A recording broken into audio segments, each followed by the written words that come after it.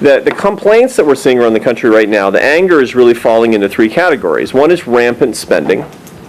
The Office of Management and Budget, which is basically Obama's budget guys, say that we're going to get 4.7% deficits going forward after the end of this recession for the next 10 years. That's going to add up to somewhere between $9 and $10 trillion in debt.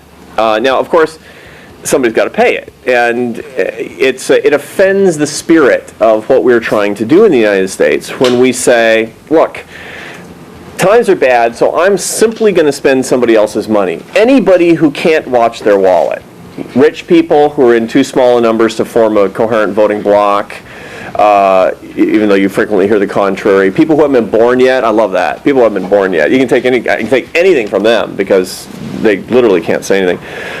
So up to $10 trillion over the next 10 years and 5% deficits even after the end of this recession represents a real problem for a lot of people. Second is the lack of transparency. When people start to get angry over what you're trying to do with healthcare, what you're trying to do with the stimulus, the answer is a 1,000-page bill with 72 hours. And it's basically you combat citizen action with opaqueness. That is the authoritarian spirit, basically. You see it occasionally when the Republicans are in charge. You see it a lot when the Democrats are in charge, but it's a standard technique, and that's exactly what we're seeing. And people hate it. People are really angry about that for all kinds of good reasons. And the last reason for real anger is the total lack of credibility from politicians. If you go back to this time last year, the survey of Fed economists said that in 2009 we were going to have positive 2% economic growth and 5.5% unemployment. What are we going to see? We're going to see minus probably, of course economists like me are not reliable either at this point, as you all know. Don't trust any economists except me. This is the bottom line. What we're probably going to see is minus 1.5% growth for 2009 and about 9.5% to 10% unemployment and still rising. Everybody got it wrong. The Fed got it wrong, the Treasury got it wrong, and now, of course, these are the same people who say, trust me, because we have a very good idea of what's going on in the future. If you have any sense, you say, well, you didn't get it right last time, so, you get the idea. Not to mention the fact that the stimulus package was predicated on predictions that are turning out to be completely false. You see that the Council of Economic Advisors put out a report that said the stimulus package, we have to pass the stimulus package. This is in January. We have to pass the stimulus package because it's going to lower unemployment. Without the stimulus package, by the third quarter of 2009, we can expect 8.5% unemployment, they told us.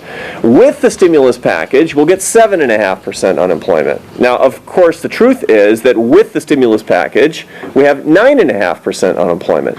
Why on earth do we trust what the economists from the government are telling us at this point? This is the logical question that a lot of people are. Bring the moral argument for free enterprise to average Americans. The mainstream media are not, we have a lot of fear that they're hostile to the free enterprise agenda, and that's actually not true. They're entrenched in their old ways of thinking, just like all people are. Just like universities are, all institutions tend to be.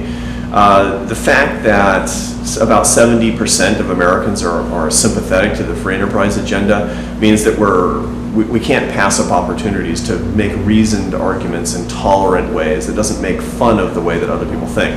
Part of the reason that the conservative movement per se, but even more narrowly the free enterprise movement that AEI represents, has frequently been less effective in the mainstream media than it could have been, is because there's the perception that we're just hostile and intolerant and have a lack of understanding of how other people think. At AEI, we actually do understand how other people think. And we're ready to say, look, we know that you're worried about the poor, so are we. Here is our plan to help the poor. We understand that you're worried about the plight of immigrants, so are we. Here's our plan to make it a better place, so that the United States is a better, more open, more accommodating country to people who believe in merit and freedom.